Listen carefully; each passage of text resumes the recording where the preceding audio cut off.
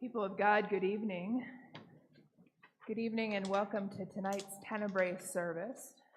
Just a few words, because this is a different pattern than most of us are used to.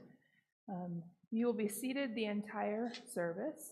If you need to get up and move around, you can do that for sure, but this is a very reflective, contemplative time. We will hear the Passion story in music and in words. And we are focusing on the lights and the altar, and as we move closer and closer and closer to the end of the story, the lights will get dimmer, and we will enter into a time of silence at the very end, and you are free to leave when you feel moved to. So welcome.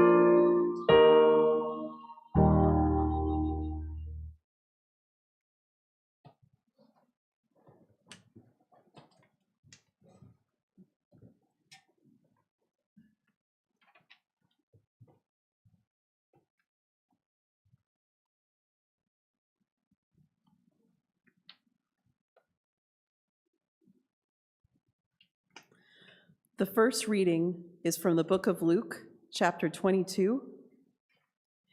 Jesus went to the Mount of Olives. His disciples followed him, and when he came to the place, he told them, "Pray that you will not be overcome by temptation." Then Jesus walked about a stone's throw away, and he knelt down and prayed, "Father, if you are willing, please take this cup of suffering away from me. Yet, not my will, but thy will be done." Then an angel of the Lord appeared and strengthened him. Jesus prayed more fervently, and he was in such anguish that his sweat became like great drops of blood falling on the ground.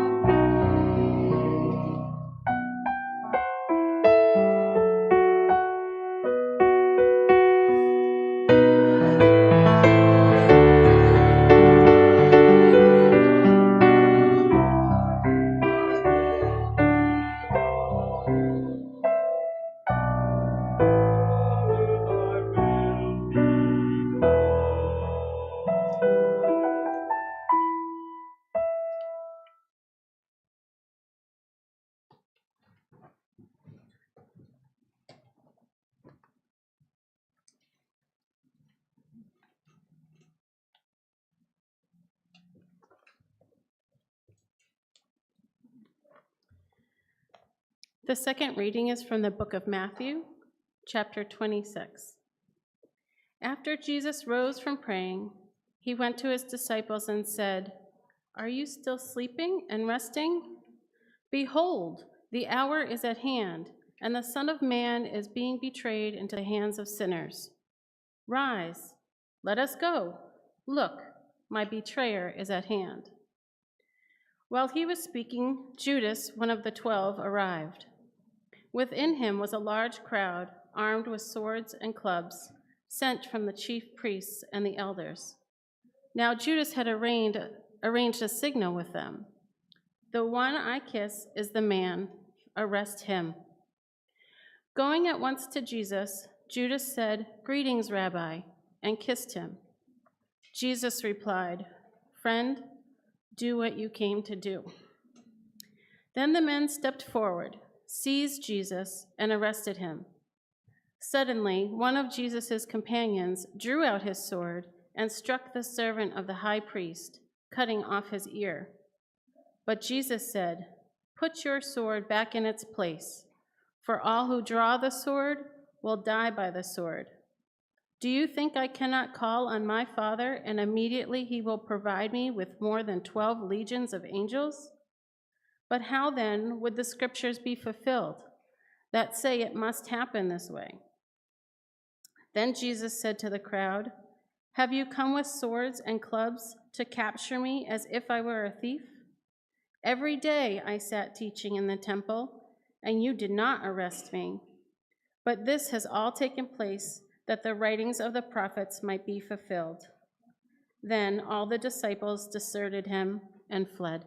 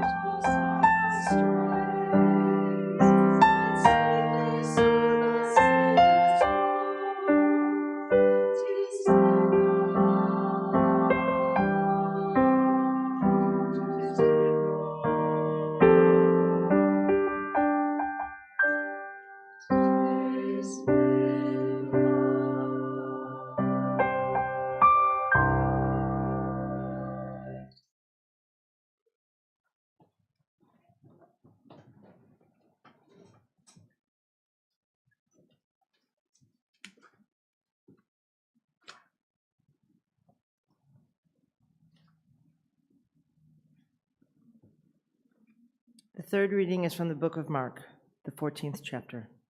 They took Jesus to the high priest Caiaphas, and all the chief priests, elders, and teachers of the law came together. Peter followed them at a distance, right into the courtyard of the high priest, and he stood there with the guards, warming himself at the fire. The chief priests and the entire Sanhedrin council were looking for testimony against Jesus, so that they could hold him to death.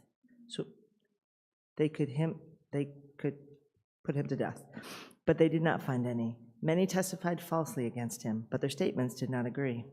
Then some stood up and bore false witness against Jesus, saying, "We heard him say, 'I'll destroy this man-made temple, and in 3 days I will build another temple, not made by human hands.'" Still, their testimonies did not agree. Then the high priest stood and asked Jesus, "Why don't you answer? What is this testimony that these men are bringing against you?" But Jesus remained silent. Again, the high priest asked him, "Are you the Christ, the Son of the Blessed One?" Jesus replied, "I am, and you will see the Son of Man sitting at the right hand of God the Father and coming on the clouds of heaven." The high priest tore his clothes and asked, "Why do we need any more witnesses? You have heard this blasphemy. What do you think?" They all condemned Jesus as worthy of death. Then some began to spit at him. They blindfolded him, struck him with their fists, and said, "Prophesy." Then the guards also took him over and beat him.